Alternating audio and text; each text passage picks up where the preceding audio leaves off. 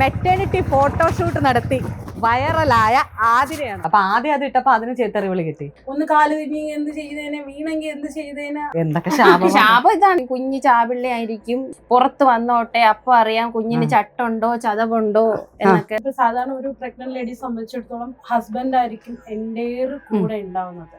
പക്ഷെ സ്റ്റാർട്ടിങ് സ്റ്റേജില് ഏറ്റവും വലിയൊരു ഷോക്കായിട്ട് ഒരു സെപ്പറേറ്റഡ് ആവുകയായിരുന്നു. ഒരാളെ വയറ്റിലൊന്ന് കിക്ക് ചെയ്തു. ഇവിടെ അയ്യോ എന്ന് ഞാൻ വിളിച്ചു. പിന്നെ കുഞ്ഞിന് വേണമെങ്കിലും റിമൂവ് ചെയ്യാന്നുള്ള ഒരു സ്റ്റേജിലായിരുന്നു. ഒന്നീ കുഞ്ഞ് ഇല്ലേ അമ്മ എന്നൊരു ഇതിലാണ് നിന്നത്. പക്ഷെ അതേ വയറ് ഒരു പെണ്ണ് പ്രഗ്നന്റ് ആകുമ്പോ അതിന് സെക്ഷലൈസ് ചെയ്യപ്പെടാം. അതില് പ്രശ്നമായ കാണിച്ചതല്ല പ്രശ്നം. സ്ട്രെച്ച് മാർക്കുള്ള വയറ് എന്തിനു കാണിച്ചു? നീ കാണിക്കണെങ്കിൽ നല്ലൊരു വയറ് കാണിക്കും. ഇവര് വരുമ്പോ നേരെ തീർന്നു, കേരളം നശിച്ചു. കൃത്യമായിട്ടൊരു ഷേപ്പോട് കൂടിയിട്ടാണ് വർക്കൗട്ട് ആയിരുന്നു. ഞാൻ ആ ടൈമിലൊക്കെ പുഷപ്പ് ഒക്കെ എടുക്കുമായിരുന്നു. എല്ലാരും മറ്റേ ഇങ്ങനെ പിടിച്ച് ഇങ്ങനെയൊക്കെ സ്റ്റെപ്പ് കയറുമ്പോ ഞാൻ ഇതായിരുന്നു. ടിസ്റ്റ് എന്താന്ന് വെച്ചാ കുഞ്ഞിനിപ്പോ 2 വയസ്സാണല്ലേ, 2 ഈ വരുന്ന ആള് കഴിഞ്ഞ ദിവസം മെറ്റേണിറ്റി ഫോട്ടോഷൂട്ട് നടത്തി വൈറലായ ആതിരയാണ്. Hi hi hello. കഷിനെ ഞാനിപ്പോ കാണിച്ചു തരാം കേട്ടോ. കഴിഞ്ഞ ദിവസം ഭയങ്കരമായിട്ടും വൈറലായിട്ട് എന്താ പറയാ, വൈറൽ ഫോട്ടോഷൂട്ട് നടത്തിയതിന് കുറെ ചീത്തവിളികളൊക്കെ കിട്ടിയ ആളാ. ഒന്ന് മുഖം കാണിച്ചു ഞങ്ങളുടെ പ്രേക്ഷകർക്ക് വേണ്ടിട്ട്. കാണിക്കാവിടെ അന്ന് മുഖവും വയറ് വരുന്നു, പക്ഷെ ആൾക്കാരെല്ലാം ശ്രദ്ധിച്ചത് വയറായിരുന്നു.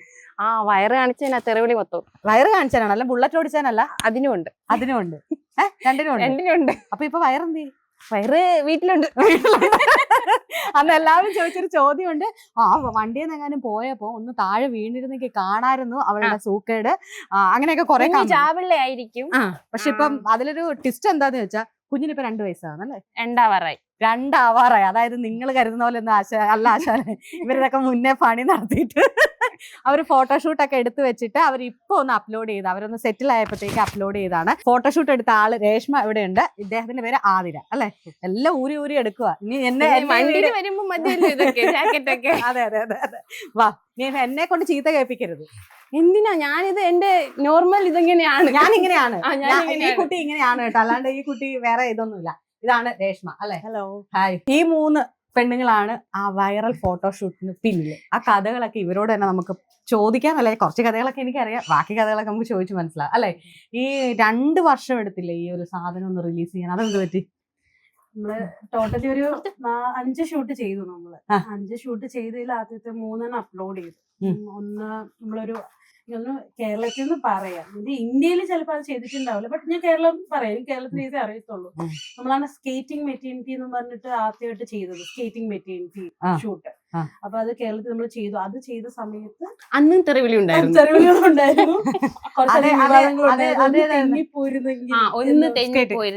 അതാരായിരുന്നു? ഞങ്ങളുടെ ഷൂട്ടിന് ഒരു പ്രത്യേകത എന്ന് പറഞ്ഞാൽ, സാധാരണ ഞാൻ മെറ്റേണിറ്റി സ്പെഷ്യലൈസ് ചെയ്യുന്ന ഒരാളാണ്. മെറ്റേണിറ്റി ഷൂട്ടിൽ മാത്രം, പ്രഗ്നൻസി ഷൂട്ടിൽ മാത്രം ചെയ്യുന്ന ഒരാളാണ്. എന്റെ Reshma, mummy and me by Reshma എന്നാണ് എന്റെ പേജിന്റെ പേര്. അപ്പം ഇതിലെ എല്ലാ ഷൂട്ടും നോക്കിക്കഴിഞ്ഞാൽ നമ്മൾ സാരി ഉടുത്ത് നല്ല ഒരുങ്ങി സീമന്ത ലുക്ക്, ഗൗൺ ഇട്ടിട്ടുള്ള ലുക്ക്, നോർമൽ ഡ്രസ്സാ. അപ്പൊ ഇവളെ എനിക്ക് എന്താന്ന് എനിക്ക് നന്നായിട്ട് അറിയാം. നന്നായിട്ട് എനിക്കറിയാം. അവളെന്താണോ അതെടുത്താൽ മതി. ഇതായിരുന്നു ഞങ്ങളുടെ ഫസ്റ്റ് സംഭവം. അവളെന്ത് ചെയ്യുന്നോ അവളെങ്ങനെ, നമ്മുടെ ഡ്രസ്സിലൊന്നും അങ്ങനെ വലിയ ഫോക്കസ് ഒന്നും ചെയ്തിട്ടില്ല. എനിക്ക് സാരി ഉടുത്തത് എന്റെ ലാസ്റ്റ് ആഗ്രഹമായിട്ട് പറഞ്ഞുകൊണ്ടാണ് ആ ഒരു റെഡ് സാരിയിൽ കിട്ടിയത്. ആദ്യത്തെ സ്കേർട്ടിംഗ് എന്ന് പറയുന്നത് മൂത്ത കുഞ്ഞിനോ? അല്ല, ഇവന് തന്നെ, ഈ കഷിക്ക് തന്നെ. ഈ കഷിക്ക് അന്നേരപ്പോ വയറ്റിലുണ്ടായിരുന്നു. അത് എത്ര മാസമായിരുന്നു? അത് 8 മാസം. 8 മാസം കഴിഞ്ഞില്ലേ?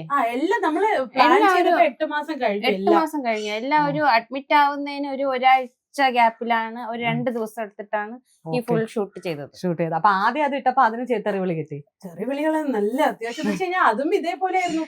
ഒന്ന് കാല് തിരിഞ്ഞ് എന്ത് ചെയ്തേനെ, വീണെങ്കിൽ എന്ത് ചെയ്തേനെ, അത് ഇതേപോലെ കുറെ. അപ്പൊ അത് പിന്നെ നമുക്ക് കുറച്ച് ടൈം എടുത്ത് ചെയ്യാന്ന് വിചാരിച്ചു. പിന്നെ അത് കുറച്ച് ഇതായതുകൊണ്ടാണ് ഇത് ടൈം എടുത്ത് അപ്ലോഡ് ചെയ്തത്. അത് ആദ്യമേ തന്നെ ചെയ്തായിരുന്നു, അപ്ലോഡ് ചെയ്തായിരുന്നു. അത് ആദ്യമേ. അപ്പൊ അതിന്റെ ചീത്തവിളികളൊക്കെ കിട്ടിയിരുന്നു. അത് പക്ഷെ എല്ലാം ഡെലിവറി കഴിഞ്ഞിട്ടാണ് അപ്ലോഡ് ചെയ്തത്. എല്ലാ ഫോട്ടോസും സാരി ഉടുത്തത് ഉൾപ്പെടെ ഡെലിവറിക്ക് ശേഷമാണ് അപ്ലോഡ് ചെയ്തത്. മക്കള് സുഖമായിട്ടിരിക്കുന്നല്ലോ? ഒരു കുഴപ്പമില്ലല്ലോ. ആക്റ്റീവാണ്. ഇവളെ എടുത്തിട്ട് പഞ്ഞിക്കിടാറുണ്ട്. 8 മാസം മുതൽ എല്ലാരും ഈ പറഞ്ഞെന്ന് പറഞ്ഞാൽ സ്കേറ്റിംഗ് ചെയ്തപ്പം എന്താണ് നടു വളഞ്ഞു കാണും, കുഞ്ഞിരിക്കില്ല. കുഞ്ഞ് 8 മാസത്തിൽ എണീറ്റ് നിന്നിട്ടുണ്ട്. എണീറ്റ് നിൽക്കും, പിടിച്ച് പിടിച്ച് നടക്കും. ഒരു വയറ്റിനകത്തൂടെയോ?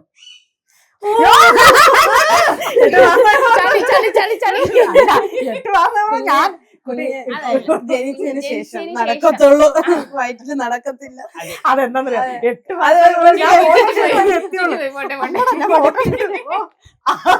കട്ട് ചെയ്ത് കളയാം. ഇത് കൃത്യമായിട്ട് അപ്ലോഡ് ചെയ്യണം. എന്നിട്ട് ഫിറ്റ് ഞാൻ 8 മാസത്തിൽ കുരുങ്ങി കിടക്കാൻ ഞങ്ങള് കുഞ്ഞ് ജനിച്ച ശേഷം എല്ലാ ഫോട്ടോയും each and every one upload ചെയ്തത്. ഓക്കെ, നമ്മള് ഞാൻ എഡിറ്റ് ചെയ്ത് ഞാൻ തുടങ്ങിയതല്ലേ, എഡിറ്റ് ചെയ്യാൻ തുടങ്ങിയത് അപ്പോഴാണ് 8-ാം മാസത്തിൽ കുഞ്ഞ് നടന്നു നോർമൽ ആയിട്ടല്ല.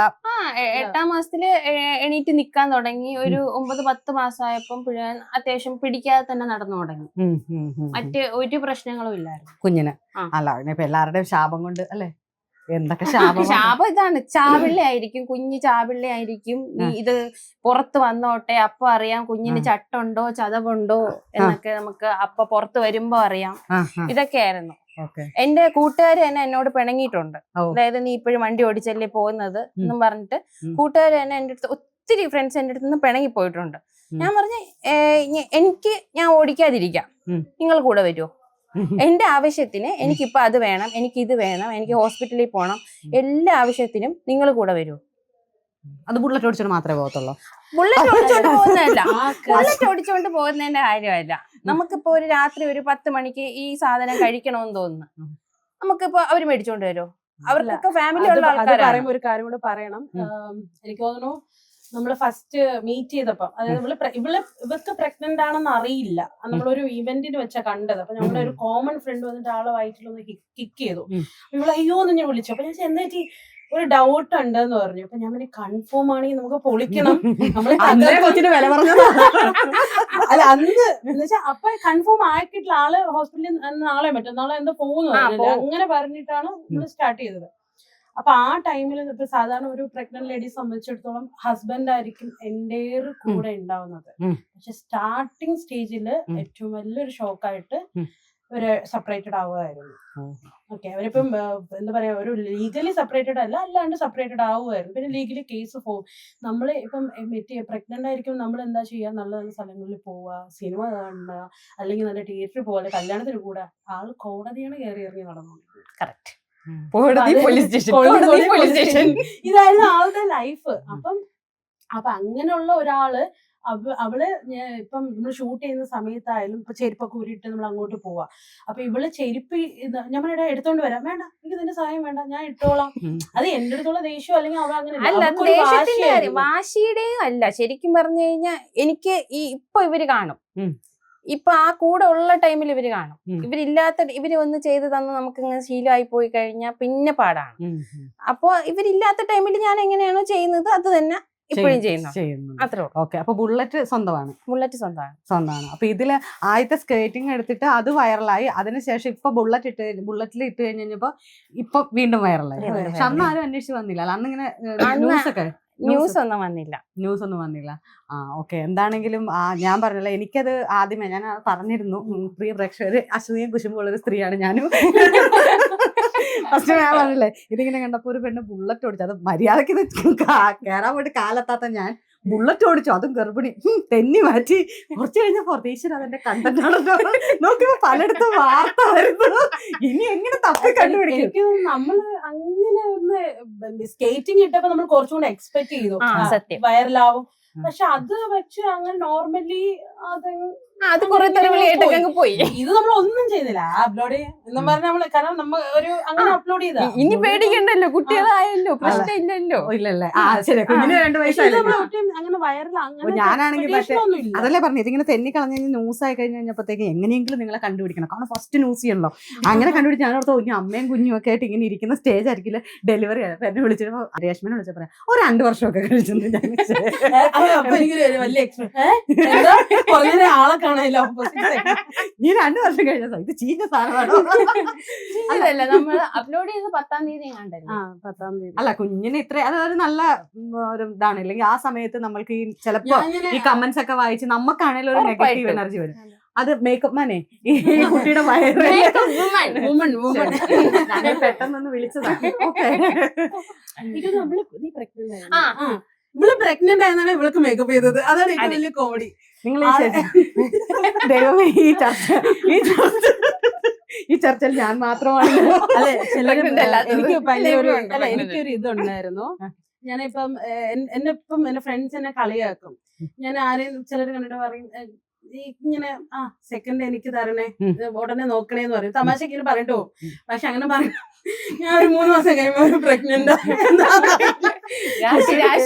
അതാണ് പറഞ്ഞാണ്. അല്ല, അത് മറ്റേ എന്റെ ഒരാൾ എനിക്ക് യൂട്യൂബിൽ ഇവളെ ഇത് കണ്ടിട്ട് ഭയങ്കരമായിട്ട് എനിക്ക് ഭയങ്കര സങ്കടപ്പെട്ട് എനിക്ക് ഇൻസ്റ്റയിൽ മെസ്സേജ് അയച്ചു.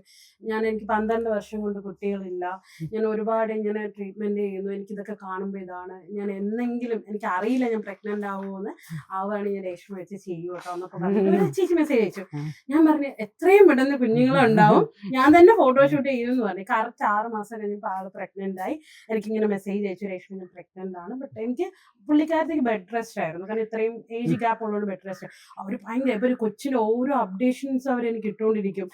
അവർക്ക് അപ്പൊ ഞാൻ പറയാം ഓക്കെ ഞാൻ മറ്റേ ഇവിടെ ഒരു മറ്റേ കഴക്കൂട്ടത്തെ മറ്റേ അല്ല ചിലർ പിന്നെ പൈനാപ്പിൾ സാമി അങ്ങനെ പൈനാപ്പിൾ എടുത്ത് ഒരു സാമി ഉണ്ടല്ലോ, അപ്പൊ അതേപോലെ ഞാൻ ആക്ച്വലി രേഷ്മ പരിചയപ്പെടേണ്ട ഒരു വലിയ ആള് തന്നെയാണ് കേട്ടോ. ആൾക്ക് ഭയങ്കര പ്രൊഫഷണല്, ഭയങ്കര എന്താ പറയാ ഒരു ബ്രീത്ത് പോലെ കൊണ്ടു നടക്കുന്ന ഒരാളാണ്. ഇതിനു വേണ്ടിയിട്ട് മാത്രം, അതായത് ഫോട്ടോഗ്രാഫി മതി എന്ന് പറഞ്ഞ് മറ്റേ ചില പിള്ളേർ തറയെ കിടന്നുരുളില്ല, അതിന്റെ അപ്പുറത്തുള്ള ഒരാളാണ്. ആ കഥയിലേക്ക് ഞാൻ വരാം. അതിനു മുമ്പ് വയറിൽ അന്ന് മേക്കപ്പ് ചെയ്തായിരുന്നു? ഒന്നും ചെയ്തില്ല. പിന്നെ ഫേസിൽ മാത്രമേ ചെയ്തുള്ളൂ. കാരണം എല്ലാം അറിയണല്ലോ, സ്ട്രെച്ച് മാർക്ക് അതൊക്കെ വേണമല്ലോ, അതൊക്കെ പെർഫെക്റ്റ് ആയിട്ട് വേണമെന്നല്ലേ നമുക്ക്. എനിക്കത് നിർബന്ധമായിരുന്നു. ഒരു വയറ്റാട്ടിയല്ലേ അതല്ല, ഒരു വയർ എങ്ങനെയാണോ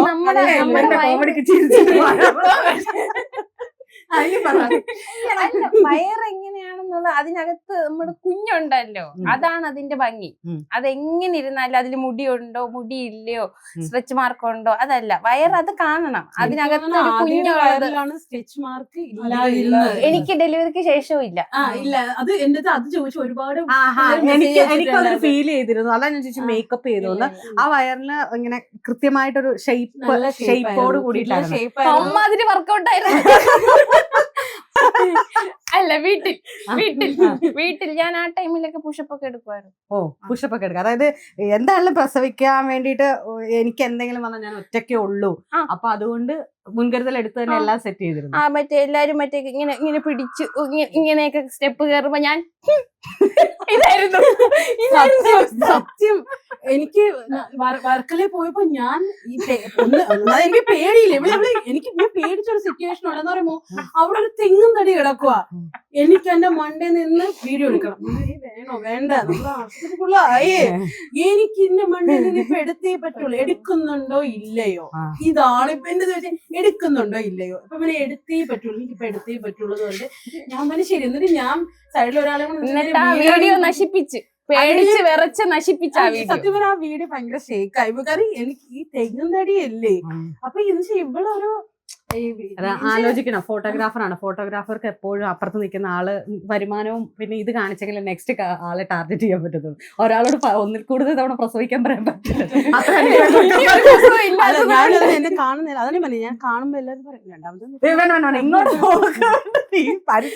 ഇങ്ങോട്ട് എല്ലാവരും പറയാറുണ്ട്. കുറെ പേര് അത് അനുസരിക്കാറുണ്ട്. അല്ല ശരിക്കും ഒരു കാലത്ത് നമ്മളിപ്പോ ഇത്രയും തമാശയായിട്ട് പറഞ്ഞാലും ഒരു കാലത്ത് വയറ് കാണിക്കുന്നത് ഭയങ്കര നാണക്കേടാണ് എന്നുള്ള ഒരു ഇതിൽ നിന്ന് മാറിയിട്ട് ഈ ഫോട്ടോഷൂട്ടും എനിക്ക് തോന്നുന്നു ഈ കോവിഡിന്റെ സമയത്ത് നാണക്കേട് ബന്ധുക്കാരെയും കുടുംബക്കാരെയും എല്ലാരെയും വിളിച്ച് മറ്റേ 7ാം മാസത്തിൽ കാണിക്കുന്നതിന് ഒരു നാണക്കേടും ഇല്ല, ഒരു പ്രശ്നവും ഇല്ല. ഒന്ന് ഫോട്ടോ എടുത്തതിനാണ് പ്രശ്നം. ഫോട്ടോ എടുത്ത് പബ്ലിക് ആക്കുമ്പോ ഉള്ള ഒരു ആളുകളുണ്ടല്ലോ. മറ്റേ ഫോട്ടോ എടുത്ത് പബ്ലിക് ആക്കിയപ്പോ ഫോട്ടോ ആണ് എല്ലാരും കണ്ടത്, അല്ലാണ്ട് മറ്റേ നാട്ടുകാർ മൊത്തം വന്ന് വയറ് കാണൽ മോളെ. ഒരു കാര്യമുണ്ട്, ആൾക്കാര് പറയുന്ന പറഞ്ഞാൽ ഇതിപ്പോ ഹസ്ബൻഡ് ആണായിട്ട് ഹസ്ബൻഡ് മാത്രമേ കാണാൻ പാടുള്ളൂ, വേറെ അപ്പൊ ഞാൻ ചോദിക്കട്ടെ, സാരി എടുത്ത് അമ്മച്ചിമാര് കാണിച്ചോണ്ട് കാണുന്നില്ലേ? ഒരു സീരിയൽ മ്യൂസിക് ഭയങ്കര മ്യൂസിക്. അതാണ് അവസ്ഥ. അത് തന്നെ. അതിൽ നിന്ന് മാറിയിട്ടാണ് ഇപ്പൊ ഒരുപാട് പേര് ഇപ്പൊ ഇങ്ങനെ മെറ്റേണിറ്റി ഫോട്ടോഷൂട്ടിന് ഭയങ്കരമായിട്ടും ഇത് കൊടുക്കുന്നുണ്ട്. എനിക്ക് തോന്നുന്നു ബിഭാഷ ബസ് ഒരിക്കലും ഒരു മെറ്റേണിറ്റി ഷൂട്ട് നടത്തിയിട്ടുണ്ടായിരുന്നു. ബിഭാഷയുടെ ഒരു വൈറ്റ് ഇട്ടിട്ട് അത് ഇവിടെ ഇങ്ങനെ കാല് ഇതാക്കിയിട്ട് വയറിങ്ങനെ പിടിച്ചിട്ട് ഒസാദ്യം അത് ഭയങ്കര. അപ്പൊ ബിഭാഷയാണ് മറ്റേ ഹോളിവുഡാണ്, നമുക്ക് പ്രശ്നമില്ല. പക്ഷെ മലയാളികൾ ഞങ്ങൾ വെച്ച് ഉറപ്പിക്കില്ല ഇതൊന്നും. പിന്നെ മലയാളികൾ ഇവിടെ എനിക്കൊക്കെ കൊണ്ടു തരികയല്ലേ. എന്ന് പറഞ്ഞാൽ എനിക്ക് തോന്നുന്നു നമ്മുടെ വിരാട് കോഹ്ലിയുടെ ആ ഒരു ഷൂട്ടിന്റെ താഴെ ഒന്ന് കമന്റ് വെച്ചിട്ടുണ്ട്, നൈസ്, മനോഹരം, അടിപൊളി, അത് വിരാട് കോഹ്ലി എന്നൊക്കെ പറഞ്ഞ് കീടിലം. അതും വേണ്ട, അതെല്ലാം മറ്റുള്ളത്. ഞാൻ തന്നെ ഒരു മദാമയുടെ ഫോട്ടോഷൂട്ട് ചെയ്തിട്ടുണ്ട്. അതിന്റെ അടിയിലെ കമന്റ് ഒന്ന് നോക്കി, ആ വീഡിയോയുടെ അടിയിലെ കമന്റ്, അടിപൊളി, കേരള തനിമയിൽ വന്നല്ലോ, ഓ കിടിലം. പക്ഷെ ഇവര് വരുമ്പോ നേരെ തീർന്നു, കേരളം നശിച്ചു, ഭാരത സംസ്കാരം കടലിൽ കൂടെ അങ്ങ് പോയി, അത് പോയി ഇത് പോയി, തീർന്നു, നാളെ കേരളം ഇല്ല എന്നുള്ള അവസ്ഥയാണ്. അത് ഈ മെന്റാലിറ്റി എന്താണ് ഇങ്ങനെയെന്നുള്ളത് മാത്രമാണ്. അതെന്ത് മനസ്സിലായില്ലേ, ഞാൻ മലയാളി. അത് മാത്രല്ല വയറിലും ഈ പ്രഗ്നന്റ് ആകുമ്പം ആ പ്രഗ്നൻസി ഇപ്പൊ നമ്മളൊരു മോഡൽ ഒരു വയറ് കാണിച്ച് ഫോട്ടോഷൂട്ട് ചെയ്ത് ആരും ഒന്നും പറയാനില്ല. പക്ഷെ അതേ വയറ് ഒരു പെണ്ണ് പ്രഗ്നന്റ് ആകുമ്പോ അതിനെ സെക്ഷലൈസ് ചെയ്യപ്പെടാറ്. ഇതിലെന്ത് സെക്സ് തോന്നാനെന്നാണ് എനിക്ക് മനസ്സിലായത്. ഒരു കുഞ്ഞുള്ള സാധനത്തിനകത്ത് എന്ത് സെക്സ് തോന്നാൻ? ഇത് കാണുമ്പോ നമ്മൾ അത്രയും ഇതായിട്ട് എന്താ പറയാ ആദരിക്കുക വേണം. മറ്റൊരു ഫോട്ടോഷൂട്ട് ഞാൻ കണ്ടിട്ടുണ്ട്, ഇവിടെ മുഴുവൻ സ്ട്രെച്ച് മാർക്ക്. അതില് പ്രശ്നം വയർ കാണിച്ചതല്ല പ്രശ്നം, സ്ട്രെച്ച് മാർക്ക്. സ്ട്രെച്ച് മാർക്കുള്ള വയർ എന്തിനു കാണിച്ചു? നീ കാണിക്കണമെങ്കിൽ നല്ലൊരു വയറ് കാണിക്കും. അവിടെ അപ്പൊ ആൾക്കാരുടെ കുഞ്ഞുള്ള വയറിൽ എന്ത് നല്ലത് എന്ത് ചീത്ത. എനിക്കിത് ഇവരാണ് മറ്റേ ഈ കറുത്ത ആൾക്കാര് വെളുത്ത ആൾക്കാരെന്ന് പറഞ്ഞ് കമ്പയർ ചെയ്യുന്നത്. അതും അതുപോലെ അവള് കാണിച്ചു പറയണ, ഇത് നീ കുറച്ചുകൂടെ മനോഹരമായിട്ടൊരു വയറ് കാണിക്കും. ഇതേപോലെ ഇതൊന്നും പറയാൻ ഇതിന് വിഷമമുണ്ട്. പക്ഷെ മോൺസ്റ്ററിന്റെ ഇത് വയറാണ്, മോൺസ്റ്ററിന്റെ വയറ് പോലെയാണ്. ഇത് AI ജനറേറ്റഡ് ആണ്. അങ്ങനെ ആളുടെ നമ്മളെ ഒരു കമന്റ് വന്നില്ല, AI ജനറേറ്റഡ്. അല്ല, ഞാൻ പറഞ്ഞത് നിങ്ങളുടെ ഇത് കണ്ടു കഴിഞ്ഞപ്പം എന്നെ സംബന്ധിച്ച് ഞാൻ ഒരു സ്ത്രീ, എന്നെ നോർമൽ ആയിട്ടുള്ള ഒരു സ്ത്രീയെ സംബന്ധിച്ച് എനിക്ക് ഭയങ്കര സന്തോഷം. ഞാൻ പറഞ്ഞ അസൂയ കുശുമ്പ് മാറ്റി നിർത്തി കഴിഞ്ഞു കഴിഞ്ഞാൽ ഭയങ്കര സന്തോഷം തരുന്നൊരു കാര്യം. നമുക്ക് പറ്റാത്ത കാര്യങ്ങള് ശ്രമിച്ചാൽ പറ്റും. ഏതാണ് ഞാൻ ഉദ്ദേശിച്ച ബുള്ളറ്റ് കയറുന്ന കാര്യം. അതും പറ്റും.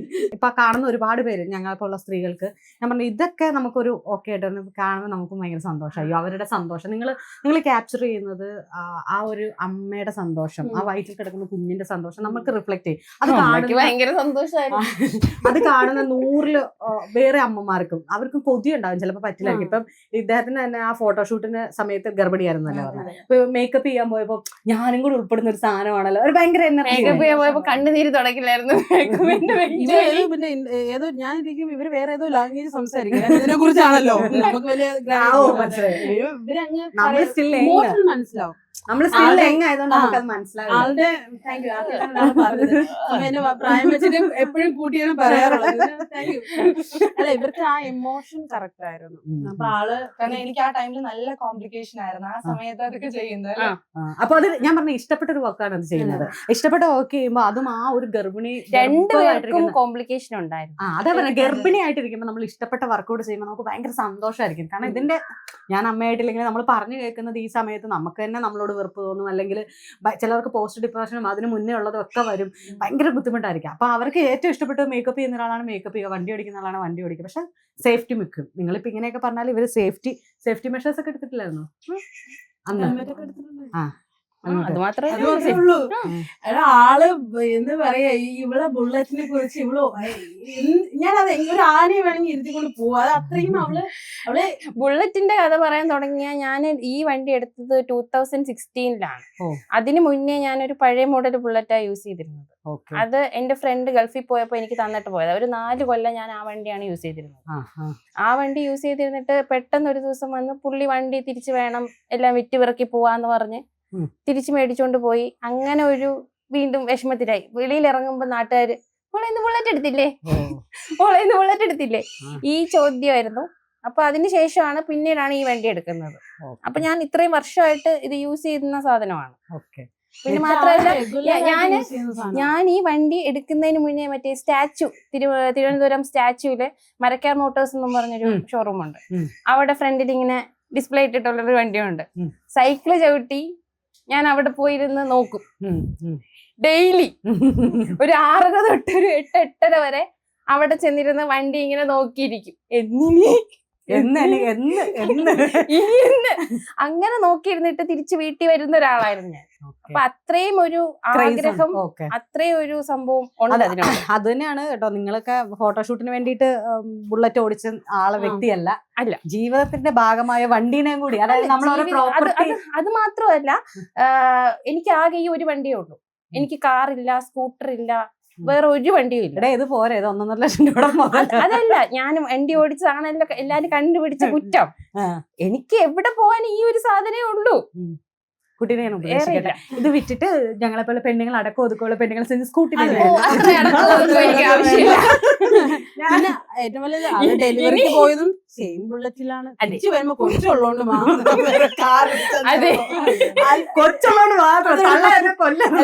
കൊച്ചിന് നമുക്ക് ഇങ്ങനെയല്ലേ എടുക്കാൻ പറ്റുള്ളൂ, ഇങ്ങനെ ഇരുത്താൻ പറ്റൂലല്ലോ, അതുകൊണ്ട് മാത്രം. പിന്നെന്താണ് ഈ പ്രസവിക്കാൻ സമയത്ത് അനുഭവിക്കും, ഇതൊക്കെയാണ് കമന്റ്സിൽ വന്നിരുന്നത്. ഞാൻ നോർമൽ ആയിരുന്നു, എനിക്ക് വേറെ ഒന്നുമില്ലായിരുന്നു.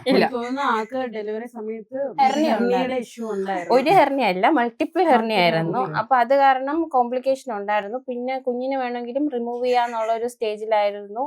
ഒന്നീ കുഞ്ഞ് ഇല്ലേ അമ്മ എന്നൊരു ഇതിലാണ് നിന്നത്.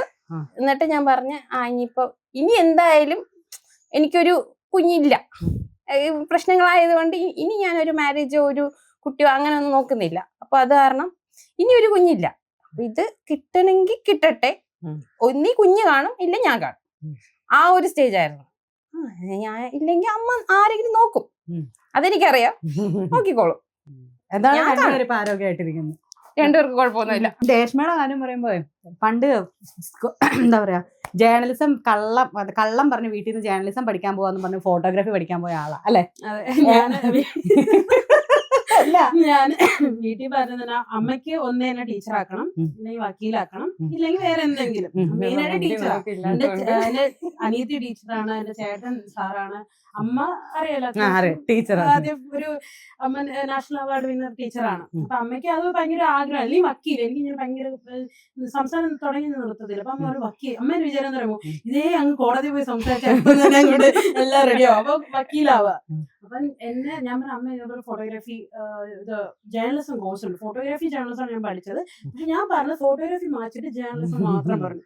അപ്പൊ അമ്മ ചോദിച്ചു, അതിന് +2 കഴിഞ്ഞതല്ലേ ഉള്ളൂ, ഡിഗ്രി എടുക്കണേ? അമ്മ ഡിഗ്രി സൈഡിൽ കൂടെ പഠിക്കാം, അതിന്റെ ചേർന്നതിന്റെ ആപ്ലിക്കേഷൻ എന്തോ കൊടുത്താൽ മതി എന്നൊക്കെ പറഞ്ഞ് പാവത്തിന് ഞാൻ ഒരുപാട് കള്ളം പറഞ്ഞ് പറ്റിച്ചിട്ടാണ്.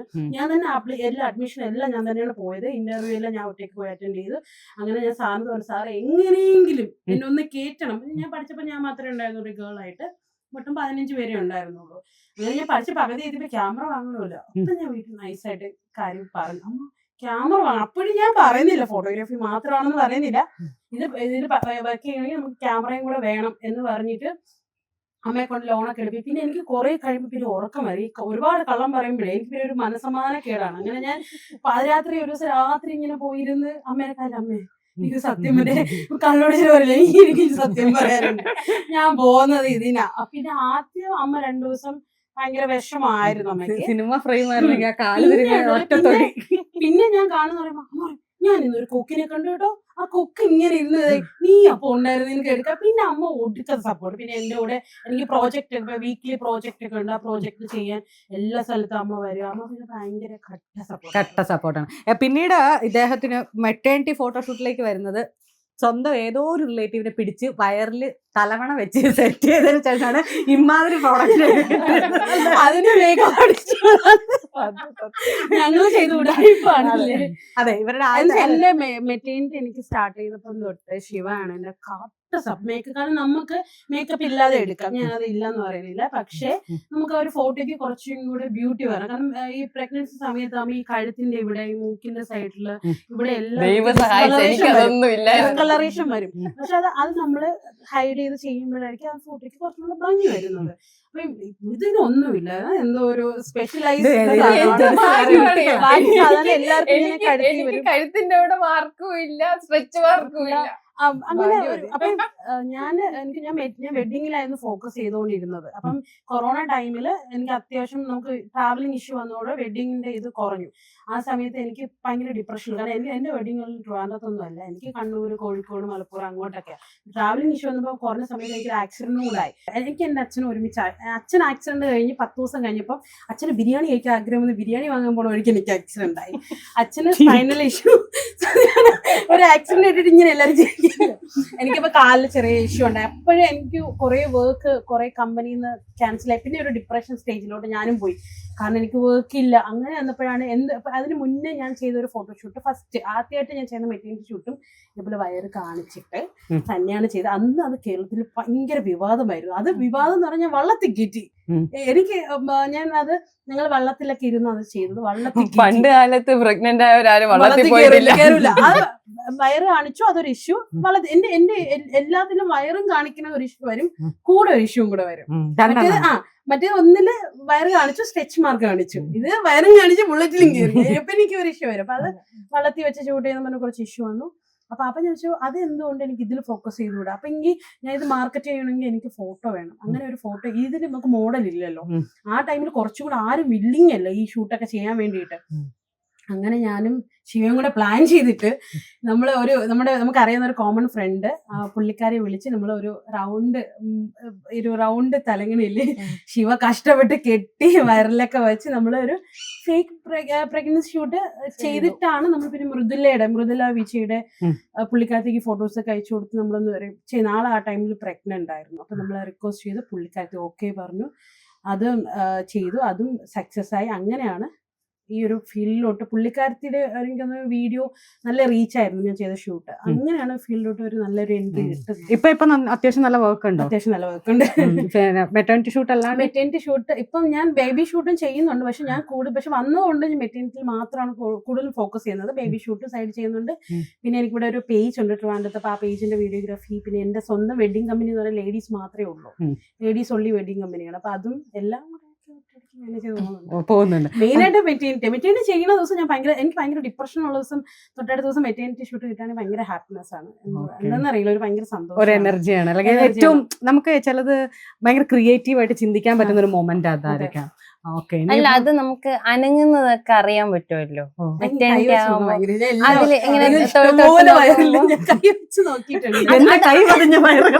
അല്ല, അത് ഭയങ്കര സന്തോഷമുള്ള കാര്യമാണ്. അതായത് നമ്മൾ തൊടുമ്പോ വേറൊരാളെ വയറ്റിന്ന് ഇങ്ങനെ ഒരു റെസ്പോൺസ് കിട്ടുന്നത്. ഇവളുടെ ആയിരുന്ന സമയത്തായാലും ഞാൻ ഇങ്ങനെ തൊട്ടോണ്ടിരിക്കും, കൈ മാറ്റുമല്ലോ.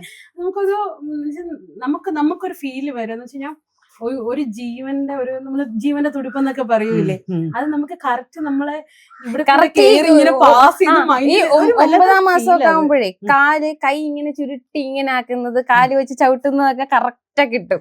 വയറിന്റെ പുറത്ത് കൈ വെക്കുമ്പോ കറക്റ്റ് കിട്ടും. അത് ഭയങ്കര സന്തോഷമുള്ള കാര്യമാണ്. അപ്പൊ എന്റെ ബ്രദറിന്റെ വൈഫ് പ്രഗ്നന്റ് ആണ്. അപ്പൊ ആള് സീമന്തം കഴിഞ്ഞ് പോണവരെ എന്റെ 2 കൈ ഇങ്ങനെ ആയിരുന്നു. അപ്പൊ അവൻ പറയും എന്ന് മാറ്റുമോ കൈ, ഞാൻ എപ്പോഴും ഇങ്ങനെ നടക്കുമ്പോഴും ഇങ്ങനെ കൂടെ പിടിച്ചോണ്ട് നടക്കുമായിരുന്നു. അതും ഞങ്ങള് ഒരു ഷൂട്ടൊക്കെ ചെയ്ത് വെച്ചിട്ടുണ്ട്. അപ്പം ഞങ്ങൾക്കും ഇങ്ങനെ വയറിലൊക്കെ പിടിക്കാൻ ഒരു അവസരം വരട്ടെ. അല്ല, ഇവരൊക്കെ നീ അങ്ങനെ ഞങ്ങളുടെ വയറെ പിടിക്കണ്ട, ഞങ്ങള് നിന്റെ വയറെല്ലാം പിടിക്കട്ടെ അല്ലേ?